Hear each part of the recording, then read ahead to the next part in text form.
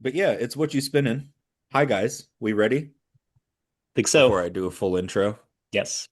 I was hoping Jake would pick up on the fact I was recording and he would just tell the story of the floater show, and that would be like a good fade in, lead in. Ah. But I can. Yeah, if you guys no. want to hear about it, it was fucking sick, man. Do we want to hear about it? Please. Yes. We wanted to Yeah, be there, please. God damn it. Yeah. My ears are still ringing. Like this morning I woke up, my ears were still ringing. I probably should have wore like earbuds or something, but yeah, killer show, man. Killer show. I want to go see Floater last night here in Bend at a Midtown Ballroom. Um Cool venue. I'd never been there. It's my first time going there. We were all pretty packed. It's not that big of a venue. It's pretty small. But fucking awesome. They came, they did Glyph, they did like all of Glyph pretty much. I sent you guys a video. I did get a little bit of the beginning of cinema, but apart from that, I just like put my phone away and was just like locked into the shows. Like I just went by myself. I talked to a couple cool people. There was like this older couple there that I was talking to them before the show, and they went to go see Floater, and they met at Floater back in like '95 in Eugene somewhere at a bar. So really cool. That's what I like about Floater is the fan base. It's fucking crazy range. Like there's, older people, younger people. There was like a family of like six with like three 12-year-olds and like bunch of older people, like just a bunch of people just grooving. Um, and yeah, all of Glyph, fucking awesome album. Like all the songs were pretty well melded into each other. And yeah, it was fucking awesome show, killer show. I still my voice is a little raspy, but my hearing is still a little a little shaky, so I'll probably need to give it another day. But fucking awesome. If you can go to a floater show, fucking do it. Very cool. And Did they have any visuals like on the background as far Yeah, they as had some pretty cool visuals. No pigs, no sadly. pigs? Okay. But they did have like some mannequins, some like outer spacey stuff. It was pretty cool. Sweet. and not just go to a floater show, but if you can go to one by yourself, it's actually kind of Yeah. sick. Like I don't know why, but like I listening to Jake's story there, I was like, yep, that sounds just about right for me at the Cuthbert. I didn't really talk to many people because I found a little area by myself. But yeah, man, seeing a floater show, but seeing it by yourself is sick. I'm glad that you got to see Glyph. That's again, like Matt said, I was like, fuck, I wish I could have gone to that show, whether it was in Eugene or in Bend. Um, but hell yeah, man. I'm glad you had a good time. Oh yeah. Is there a ghost in your apartment? Woo. My washing machine going crazy. My duvet's in there. Oh, you just looked over. I was like, Jake lives alone. Who's it? Is there a man in his I was like, blink twice if you need me to call the cops. But hell yeah, guys, it's What You Spin in episode 109. How are we feeling? We're doing good. It's a nice weekend afternoon, chilling with you guys and about to bring up some good musicians and three great albums. So happy to be here. Hell yeah. Jake, how about you? Other than the post show. The post show happies. I'm still riding that high, man. I like this morning I got ready listening to Floater. Was listening to some of the music on the way home. I'm just like loving it. I'm in high spirits, happy mood. Hell yeah. Hell yeah. Love to hear it. Um, we're gonna have to cover Sync at some point, I think. That album's fucking crazy. Mhm. Uh, remember how I told you about the cashier at Bruns that has the glyph tattoo? When I forgot to bring this part up, I don't know if I told you guys. I definitely didn't do it on the pod, I don't think. But when I was talking to him, he's like, "Oh yeah, my stepdad has like runs a music studio and that's where they recorded Sync." Oh, wow. And so like his stepdad like helped them record Sync back in the day. Very cool. Yeah. Crazy. Yeah. I was like, what the fuck? So yeah, I've been listening to a lot of Sync recently and Angels in the Flesh, oddly enough. Been on a floater kick myself, so that's sick as hell. Other than that, though, anybody listening to anything cool or remarkable? I've got one I'm going to mention. What is it? Who is it? No, I'm letting you guys Oh, go. okay. All right. What about you, Jake? You got anything you've been listening to? Mine is probably similar to what Dorian says. Funny enough. Okay. Oh yeah, it for sure is. Matt, what you got for me though? Anything? I've been listening to a lot of ambient lately. I have an ambient playlist I've been playing in the morning that has various artists on there. But another band I stumbled across, which is uh it's a weird, I can't even describe the genre. It's funky. It's got a lot of Latin influence, but kind of with a 60s psychedelic vibe. It's a band called Kid Congo and the Pink Monkey Birds. Random, some of it's Okay. in Spanish, but it's really cool. It's groovy. Uh, I'll send you guys I think I sent you one in the chat earlier this week, but that's what I've been listening to, kind of mellow. Okay. Hell yeah. Hell yeah. I will look into Yeah.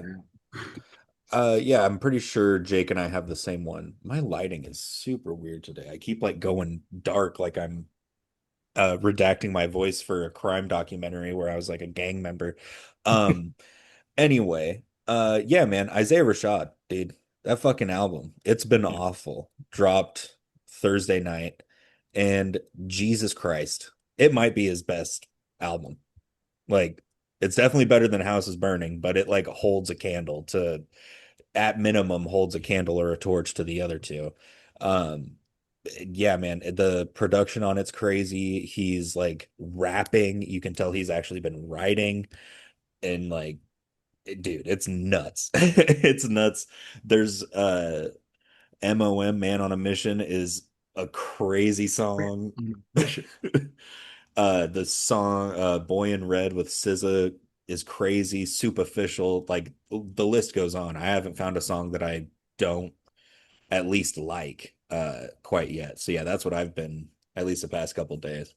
hmm Same. Yeah, I've been listening to it. I listened to it like once or twice when it came out, like at 9 o'clock. Like I texted you, Dorian. I was like, the new Zay, is that Zay?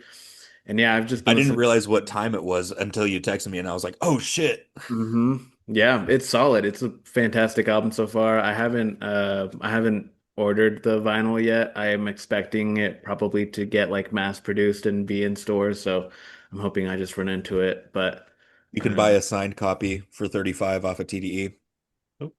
never mind. I will be right back. Give me 2 minutes. Yeah. They're still in stock too, which it's like I'm gonna do that so that Oh. way House is Burning has a little homie, another signed record. You should not have told me that. Are you doing it right now? Maybe. I was like, I can see your eyes darting back and forth. You little like cocksucker. Hell yeah. Well, shall we get into today's content then? It's gonna be a good one. Yeah.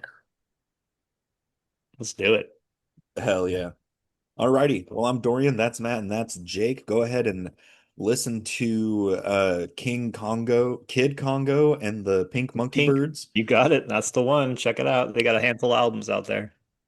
Hell yeah, that sounds I'm gonna listen to that just based off the name. And then yeah, listen to that new Isaiah Rashad.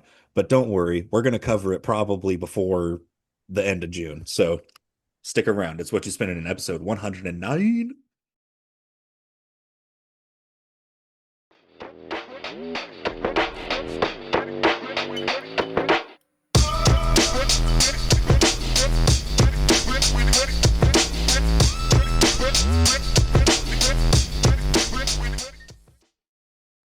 But anywho, it's about that damn time that we get started with today's content, and we're starting with a damn good one.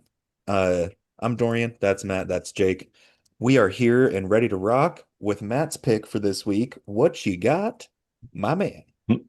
Diving into some psychedelic rock that's not from the 60s or 70s, from the early 2000s, a band out of Austin, Texas called the Black Angels. And we're bringing up the album Passover today, released in 2006.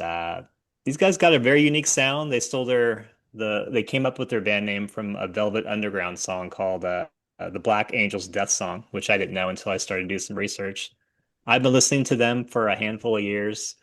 I remember when I went and saw Gary Newman at the Wow Hall eons ago, I ran into this girl that was there from Texas, and she was there, got the backstage passes and whatnot. And we found a common bond with the Black Angels because she had met him and smoked weed with them. And so they were pretty cool guys. I'm like, yeah, I just started getting into them. So that was cool to see another perspective from someone that actually knew the band. But they've got a really cool sound. It's definitely got that psychedelic feel, heavy guitars. I've tried to learn a few riffs on acoustic guitar because there's a lot of bangers on here. Super simple riffs, but female drummer, another cool part. Love that in the band. Good vocals, good lyrics, and it's a rock album for sure. So their discography's not too long, not too short, kind of right in the middle, but each album kind of carries a similar sound. But this is a great debut for him, and I've been a fan ever since. What do you guys think? Yeah, I had heard the name Black Angels, but never listened to them. And man, I was impressed. It is like psychedelic, almost desert rocky, like there's a lot of cool effects going on the guitars and everything. That, like you said, the vocals great. It's like oozing with influence of a bunch of other things that I have listened to, but in like I don't mean that as an insult. Like it's just there's a lot of stuff to try to wrap your head around in a good way. You're like, oh my God. Like they even do some like cool, like acoustic sounding stuff at one point. Like, yeah, man, I was a big fan. I was like, hell yeah. Another one where had heard the name a couple of times somehow. And, thank you for bringing it up. I was glad to be introduced to this. This is a banger. Heck yeah. Yeah, this album's awesome. I really like this band. It sounds like something I could just throw on at any point, like cooking dinner, having people over, whatever. It's like a good, it's not too crazy. It's not too, loud or in your face. It's pretty mellow I feel like for a rock band. Some songs are a little crazier, but it's a fucking solid listen. I hadn't heard of them either. I had no idea reading up on their Wikipedia page. They had a lot of a lot of video game usage. So a lot of video games used songs from this album and from their discography. I feel like Like they've been in like a FIFA or something, actually, now that you mention it. they've been in like they were in Fable, they were in Need for Wow. Speed, like The Last of Us, like some other like just random games. I was like fucking awesome, cool. I've played those games. I played a lot of those games, so surprised they hadn't come up. But no, solid listen. Really like this album. Yeah, like you said, Dorian, the guitar effects are really cool. It's got that spacey, wavy kind of vibe. The guitars, especially on the second track, the first Vietnamese War, are very, very interesting and kind of go all over the place. But even the drumming is great. Sniper at the Gates of Dawn. I think that's what, yeah, yeah, Gates of Dawn. The drumming, the way that song starts out is really cool. And then you got those weird interludes, like the last song, I think, Call to Arms is a super long song, and it like has a dead silence for 5 to 10 minutes, I think. It's pretty long, and then it just goes into like acoustic jam. I think that's what you were Yeah. saying earlier.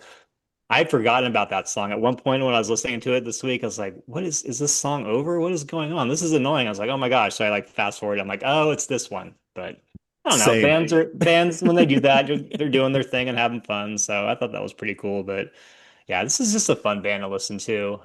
Their other albums are great too. I would recommend listening to any other ones that out there. Nothing specific. They're all good. They're all different.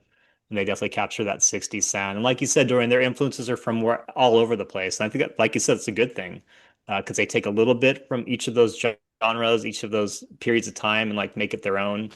And they've been able to do it for a while now. So I haven't seen them in concert. I know they're going to be in Portland in November, I think. So I might try to make that show, but we'll see what happens. But I'm glad you guys like this album. It was fun to listen to, and it's just a great rock band. Yeah. Yeah. I particularly like just to dissect the sound that you were, mentioning. Like I said, the guitar effects, like the use of delay on this album on the guitars is very interesting to me because I'm an absolute bitch for good delay use. Like whenever I'm jamming myself and I'm can barely keep my eyes open, I'm just hitting that delay pedal and just like bam, bam, bam, bam, bam, but they're doing it with like some other like flange. I don't know. Um, anyway, I digress. But then you mentioned the drumming. Yeah, it's like that's kind of what I was mentioning with like there's so much going on that it's hard to wrap your head around is because you really have to listen to this a ton of times in order to truly appreciate like what everybody's doing. And again, not an insult. It's Hmm. just like there's so many things that catch your attention that you're like, "Oh, holy shit." And yeah, my last couple of listens, last night into today, because I was listening to this while I would play Overwatch with my buddy on Xbox. I would come home and just throw on this album because it's like got like a good, like you guys said, just throw it on and do whatever. And it's exactly what I did. And yeah, it was like, holy shit, the drumming technicality and like kind of just hitting off beats and stuff, like they fill the space of their music in a very interesting way. And I appreciate the hell out of it. It's fantastic. Yeah, this is a interesting listen too. Like some of the songs I was like puzzled, like that last song that we were talking about. It's longer. It's the longer song in the on the album, and it has this weird like spacey in between where it has then afterwards goes into the acoustics, and then certain songs also just kind of throw you off, like Black Grease. That song with the dirty guitar riff intro, like that's fucking awesome. Love that song.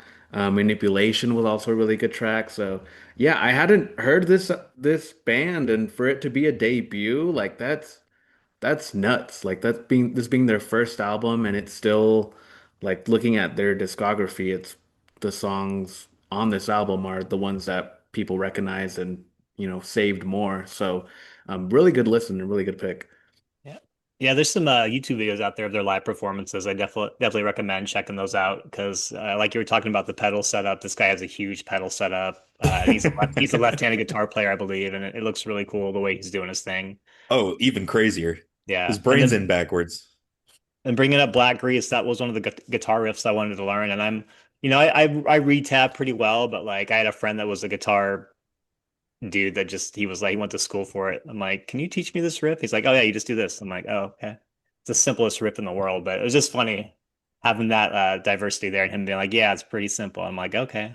I overcomplicated that by a lot, but yeah, lots of good riffs on this album all the way through. But yeah, we can jump into top threes if you guys are ready. Yeah, for sure. Go ahead. Let's do it.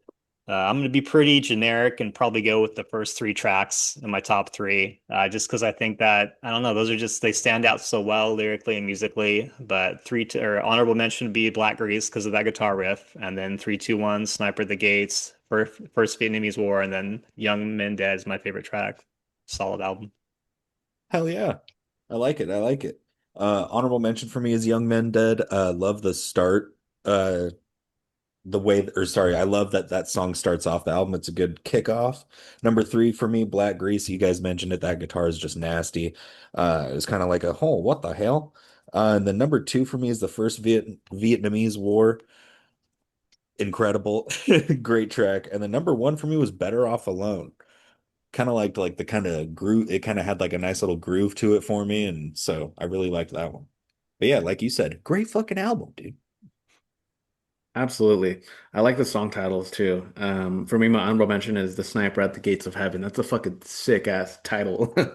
Um, number three, Black Grease. Number two, Manipulation. And then my favorite track was Bloodhounds on My Trail.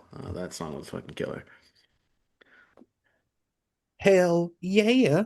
Matt, you done did it once again. Thanks for bringing this up. I'm gonna have to also, you brought up a good point. I've been working my ass off on this music for this gig, so I haven't had a chance to learn some of these songs, but I have them like highlighted in my notes here to come back and try and fuck with some of these riffs and see what's going on because it is a damn good one. And I just love some good desert rock every once in a Mhm. while. It's very fun. Anyway, that was what year was this released? Oh six. 2006. Yeah. Yeah, so that was the Black Angels album Passover. I think you said it was their debut. Yep.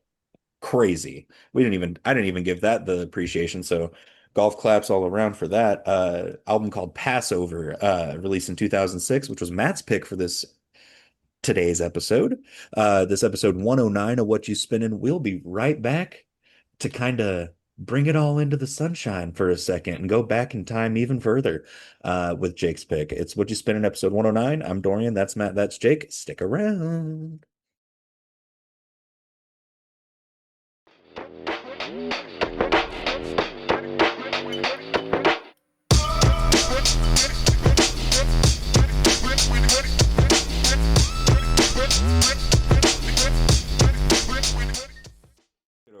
fantastic. I'm so happy you got to do that. I am definitely jealous. And speaking of you, Jake, you little rat bastard, it's your turn to talk about what you're bringing to the table to today's episode 109 of Whatchu Spinnin'. We just talked about Matt's pick. Fantastic album. Go listen to that. But Jake, what do you got, dude? My turn. I decided to bring this up partially because it's getting nicer out. Another part of me just because it's a iconic album um, in musical history for not only for this specific genre but other genres. Roy Ayers, Everybody Loves the Sunshine, came out in 76. Yeah, 1976. Pretty solid album. Everybody has definitely heard the title track on this album. It's an iconic song. It's been um, done remixes and sampled across hip hop and other music in general for a millennium. It's been around forever and it's been played everywhere. Um, but the album in itself is also pretty solid. Roy Ayers and his band, they do some pretty good stuff. It's real funky, it's real soulful. Certain points a little melodic, a little jazzy. But yeah, what did you guys think about it? I loved it, man. It was a good balance to our picks this week. We had the kind of the aggressive picks for Dorian and I, and then yours lands right in the middle there, and it's very summertime vibe. Everybody loves the sunshine. It's a happy album. I'd never listened to a Roy Ayers album before, so this is a great introduction for me. All around lyrically, it's fun. What I really liked is the piano, the electric piano. Philip Wu, I've never heard of him, but holy cow, that shit stands out throughout the album. That's basically all I hear in most songs is just him doing his funky thing.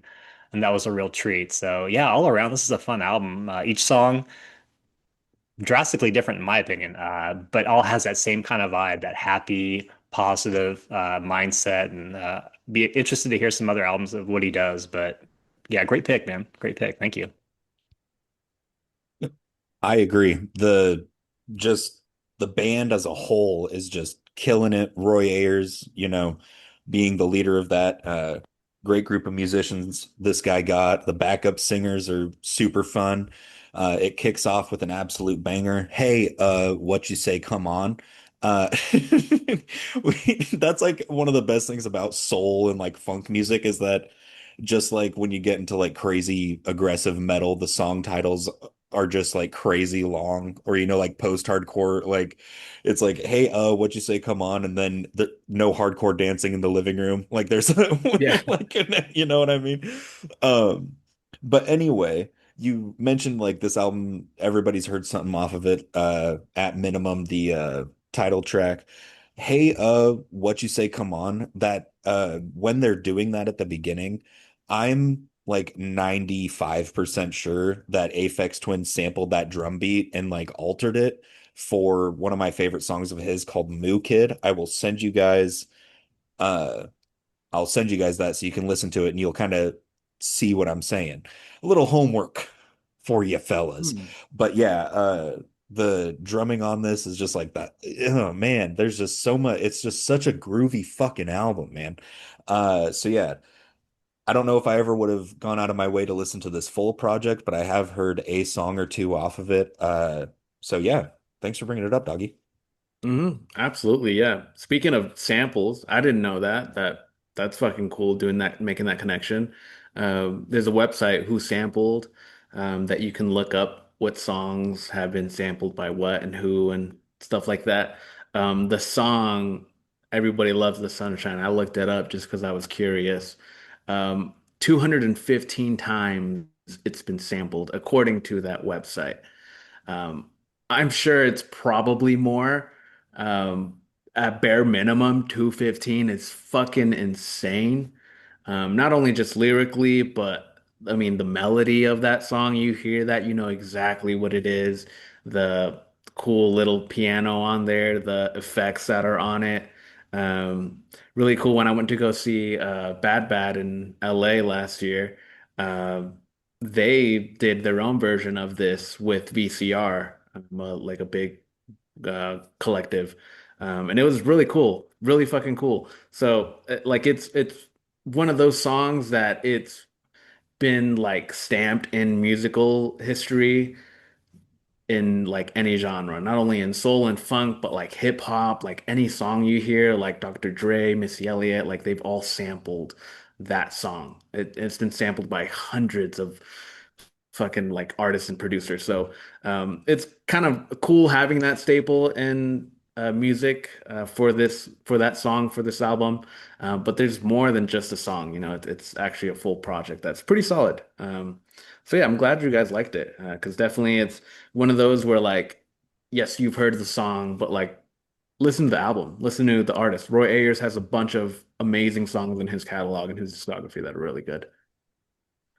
Yeah, very influential album too, from people to, D'Angelo to Dre, all over the board. People love this album and cite it as a big influence. And you can see why. It's got so many cool instrumentation going on and musicianship and just a great overall album altogether. I like the song The Third Eye based on the title alone, but it also kind of slows the album down a little bit more instrumental. Really cool track. Like that one. Yeah, it's like a nice middle ease piece before it kind of picks right back up, you know what I mean? For that second half of the album, because it does end on, kind of a high note of, because you get Everybody Loves the Sunshine into Tongue Power, which is a really fun song, and then Lonesome Cowboy, the lyrics on that alone are like it's just very on the nose, and it's like this is crazy, but then it's got just like a badass like funky type of instrumental going underneath it. I'm like, okay, they were it like almost it's kind of tongue in cheek, kind of almost like a Parliament Funkadelic track, but it's Roy Ayers instead, Mhm. like just talking about a cowboy. It's like, all right, man, I Yeah. respect it. Same thing with like Tongue Power. It's like the lyrics on that. It's like, what's Mhm. going on? What are they doing? Yeah, Uh, they started having a lot of fun toward the end of the album, is mhm. basically what I'm getting at. Yeah, absolutely. But yeah, it's a pretty fun album. It's a fun thing to listen to every now and then. It just reminds me of like like a slow early morning, waking up, getting some coffee, relaxing, just listening to music. Um, I remember when I was in my first apartment in Eugene. This is one of the albums that I've like have owned for years. So just being in my first apartment in Eugene, listening to this, making breakfast, and eating my breakfast on a sunny day it just brings back memories, brings back different times. But yeah, it's stood the test of time. The album. I'm glad you guys liked it. Glad you guys were able to give it a listen. Yeah, if you guys ready to get into you guys' top picks, your top threes, Let's Yeah, do it. let's do it. cool. For me, honorable mention. I'm going, It Ain't Your Sign, It's Your Mind. Another pretty funky song. It's very soulful, very funky. Number three, Tongue Power. The lyrics to that just make me laugh. My favorite second track was The Third Eye, also Matt. It's also very kind of different shifts, like you mentioned on the album. And my favorite track recently was The Golden Rod. The synths and the electronics on that, it just blow me away. Very nice. Very nice.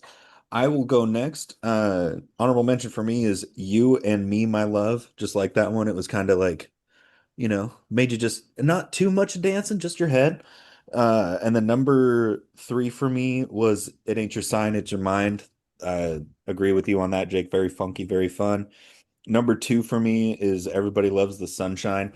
That was the one that I was mentioning at the beginning with like the background, the backup singers, like that chick that he's got, like where they're like, in the sunshine. It's like, damn, girl. It's like, yeah, no wonder that's been sampled at like in a numerous amount of times. And then my favorite, I just geeked out about it because I found that sample connection this morning.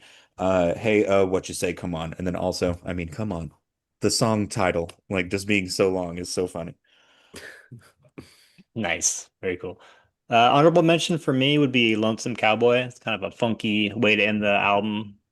Got those bass lines going. And then 3, 2, 1. I liked People in the World as my third pick, just because it's got that like classic, I don't know, big trumpet sound way it Yeah. starts off. And then number two, the way the album leads off with "Hey, what you say, come on." It's just a great track.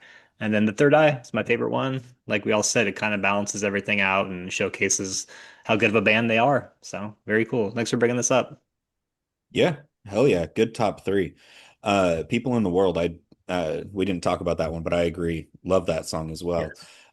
But yeah, this was Everybody Loves the Sunshine by Roy Ayers Ubiquity. Again, thank you for bringing this up, man. Definitely a good one to have in your record collection, so I will be keeping my eye out for this. Um, that was Jake's pick. It was released in 1976 for this episode 109 of What You Spinnin'. Go ahead and stick around for us. I'm Dorian, that's Matt, and that's Jake. We'll be right back to close it on up and talk about mine. It's about to get a little hairy in here, okay? Peace.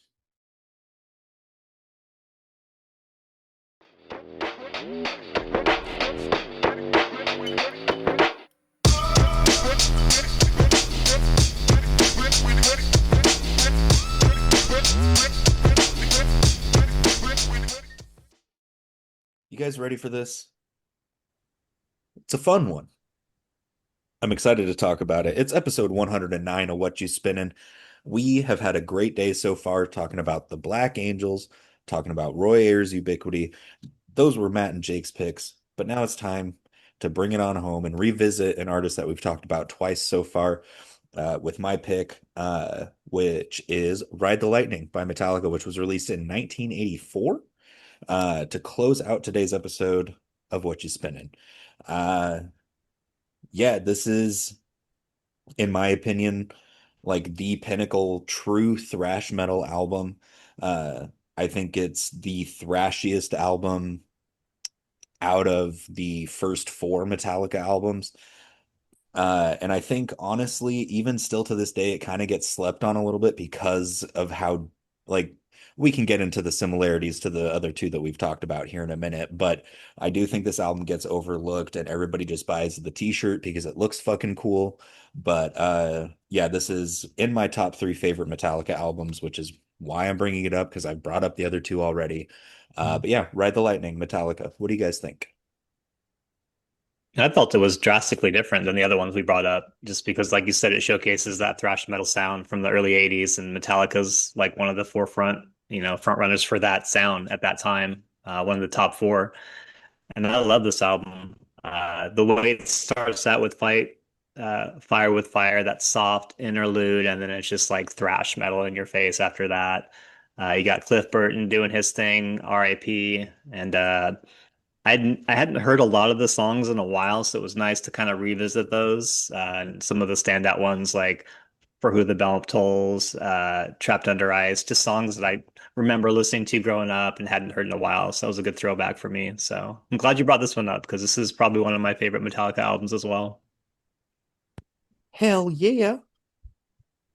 Same, Matt. This is also one of my favorite Metallica albums, and yeah, I can now hear the difference, especially now covering Master of Puppets and the Justice for All. It's you could tell the difference. You could tell the difference because this was earlier. This was a lot different. They still had that other band member from until it switched to what's his name? Um, the guitarist, wasn't it? They switched like a guitarist or something. Uh, Dave Mustaine has songwriting credits on this album Oh, still. Dave Mustaine. Yeah, Or David. it was Kirk Hammett still though. Like I think Kirk joined like right before Kill 'Em All. Ah, okay. Well, similar because you can still feel the difference. You can Right. hear the difference. And it still had like Metallica's. I mean, it's Metallica. Everybody knows who that is, what they do. It was a pioneer for metal, especially thrash at this point. And yeah, at certain songs, uh, they're a lot more different than a Master of Puppets, songs like Fade to Black, where it has that like soft acoustic melody at the beginning, and then the third half of it starts getting a lot faster. That's another key thing is the speed. It's a lot faster in some songs, and songs also like Escape, like they're a lot slower. So it's a lot of difference you could see, especially Mhm. now covering the other albums. But this one's also one of my favorites. And yes, Dorian, the shirt is fucking awesome. I haven't found one, but it's an iconic album. You see No. the cover, you know what it is. Oh yeah. No, it's I was just making like a hot topic dig. Uh I used to work for him. I'm allowed to do that. Uh but yeah, I did look it up because I was like maybe I was like hold on, maybe I'm wrong on that. But yeah, it was Kirk Hammett on this album, but regardless of who was playing on it, like you said, Jake, the speed at which they're playing is this is like I said the last time that they put out like a truly thrash album, honestly, because Master of Puppets like honestly redefined Metallica's sound altogether, which they've kind of done a handful of times throughout their career, which is honestly impressive. Uh, I talk a lot of shit. I've talked a lot of shit about where Metallica has gone now and everything in some of their albums, but Jesus Christ, these first four are crazy. Um, and yeah, they have such a primal sound. You can tell they're young. They put out Kill 'Em All in 1983, so they put out two crazy good thrash albums in 2 years. And I think these guys were still in their early 20s, to be quite honest with you. And this was obviously like now Lars Ulrich isn't the best drummer, but he was playing his absolute ass off on this album. And so was Cliff. Like you said, rest in peace. I still believe that if Cliff Burton never died, Metallica would be a completely different band than it is right now. And I think their career would have been massively different, which would have been a butterfly effect and like maybe the Twin Towers would still be standing. But yeah, I'm a big fan of this. So I'm glad that you guys agree with me that it's your one of your guys' favorite Metallica albums as well, because it's a banger. But I don't hear like a lot of people be like, yeah, Ride the Lightning's my favorite. Like it's always Master, Black Album, and Justice, which like I can agree with two of those, but I digress. I feel like the people that What's the one you don't agree with? Which one do you not agree with? Black Album. I don't think that's top three in there. Okay, I was gonna say, I mean, that musically, that's they're really good at their craft, but you're right. It's kind of like, yeah. Yeah, I that's maybe top four. That's probably my fourth one. But yeah, my top three in no order are Ride the Lightning, Yeah. Master, and Injustice. That's why they're the three I've brought up. Mhm. Mhm. And they're Yeah. bangers. I think the people that know Yeah. Metallica and listen to a lot of their music, a lot of their discography would consider this album one of their better ones because it's for me personally, you can hear the difference, you can see the difference.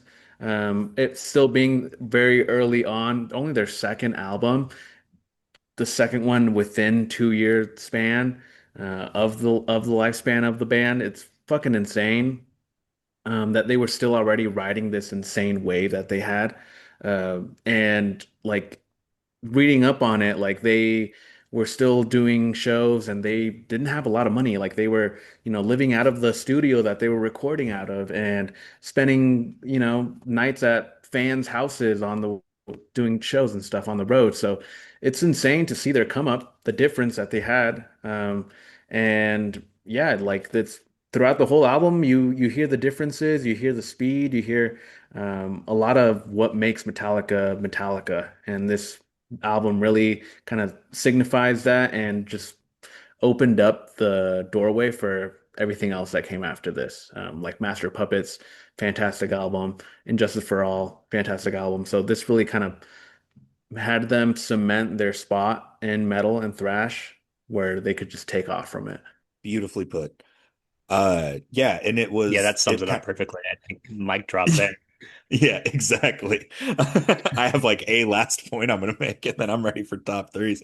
But yeah, also on this album, it is iconic in their discography, and it really is, like I have always said, the first four Metallica albums are an insane four albums to start out with to release in 5 years. Like, because you get 1983, 84, 86, 88. So they put out those first four albums in fucking 5 years, and it's nuts because there's a defining, like now looking back on it, especially, there's a song off of each of those albums that is just huge, just bigger than most other artists' discography. Seek and Destroy, For Whom the Bell Tolls, Master of Puppets, and One. Those four songs are like they could have literally stopped at Injustice for All and still be perfectly fine making with money wise because of how massive those songs have been. But then also this might be my favorite or the album that has my favorite Metallica instrumental, The Call of Cthulhu. Insane song. Fucking, I used that as an instrumental in like PowerPoint projects in middle school. You know, it'd be like, tell a story using PowerPoint. And dude, we would have to take an earbud and hold it up to like one of those, remember that skinny mic, Matt, that you had? Like the stick? Mhm. We would have to hold an earbud to those mics to like record the music. And I did that with Call of Cthulhu to use in PowerPoint projects. That's fucking awesome. Yeah. But anyway, let's go ahead and get into top threes and wrap this baby up. What do you guys say? Hell yeah. Yep. Let's do it. Alrighty. Honorable mention for me is Ride the Lightning. Uh, just love that song and the lyricism on it's pretty sick. Number three for me, Creeping Death. Uh, song about the fucking the crazy it's like a crazy biblical story. Hilarious. Cliff Burton came up with the name for that song, by the way. And the number two for me is Call of Cthulhu. Love that song, like I just said. And the number one, Fade to Black. We talked about that one earlier. It's a very good journey piece. Those are my top three. Mhm. Nice. For me, honorable Go ahead, mention Jake. For me, honorable mention, Escape. Reading up on it, I guess that was Hetfield's most disliked Metallica song, and they only played it once ever, uh, when they were doing this album in full. So that's pretty funny, but I think it deserves an honorable mention. I mean, it's on the album. They decided to keep it in. So, number three was For Whom the Bell Tolls. Number two, Fade to Black, and then Creeping Death was my favorite track. It's that super fast, epic song on this album. I fucking love it. Mhm. Hell yeah. Nice.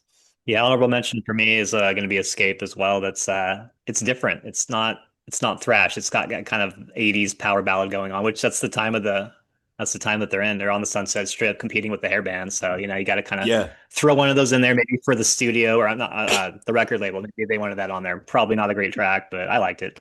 I did Three, two, one, too. I like Fade to Black, like you said, Dorian. That's really kind of a journey and it's softer and shows that they can do things with their sound that maybe some of the other thrash metal bands weren't willing to do at that time. And then the lead track, Fight Fire with Fire, was number two. And then For Who the Bell Tolls is my favorite track. Hell yes. For Whom the Bell Tolls is the song that they used to audition bassists when they hired Rob Trujillo. You can Mm. find a video of it. And I'm going to name names because it's hilarious. Twiggy Ramirez can't play that fucking bass riff to save his goddamn life. He's in that compilation. And Jesus Christ, it's bad. Look it up. Anyway, that was Metallica's Ride the Lightning, released in 1984. My pick for this beautiful episode 109 of What You Spinnin'. It's been a goddamn blast, but we got to let you know what's coming in about 2 weeks' time. So go ahead and stick around for us. We're going to take a brief break and be right back. Peace.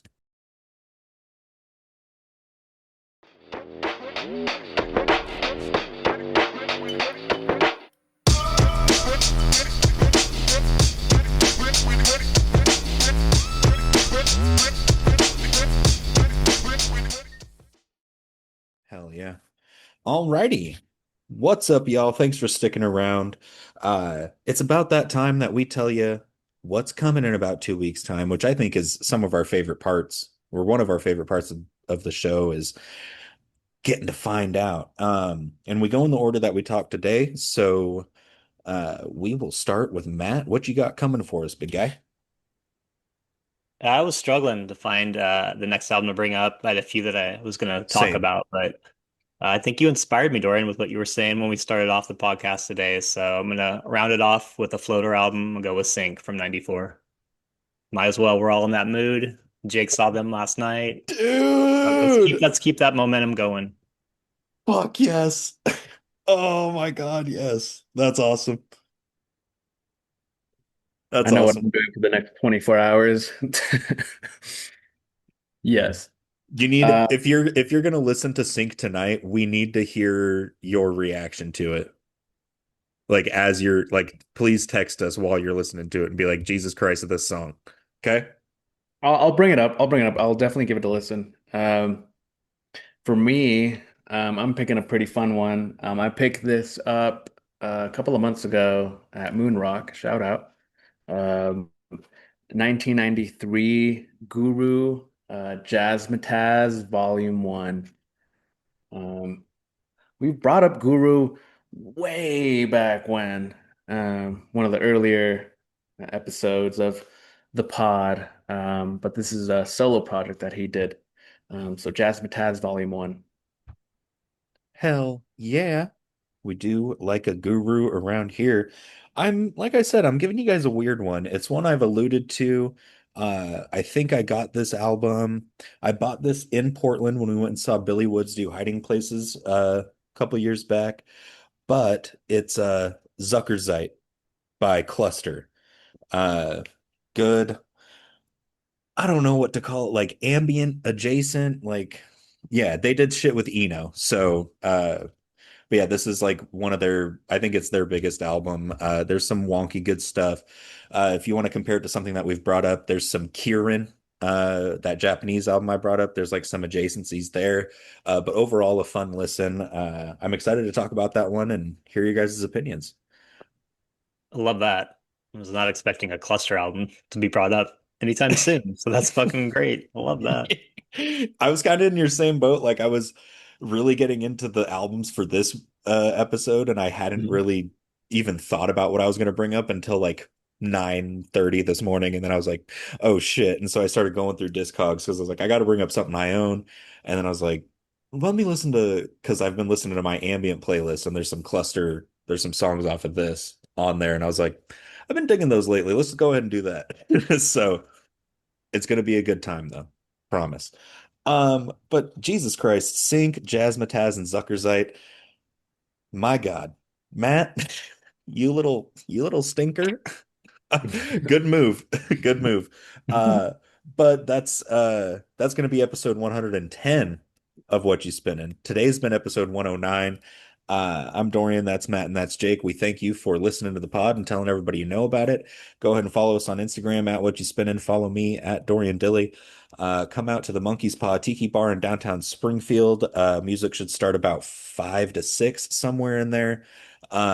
See me play with my buddies in Truffle Jam. We're gonna do some good Grateful Dead covers, Fish, Warren Zevon. Setlist is really getting expanded, and it's gonna be a damn good time.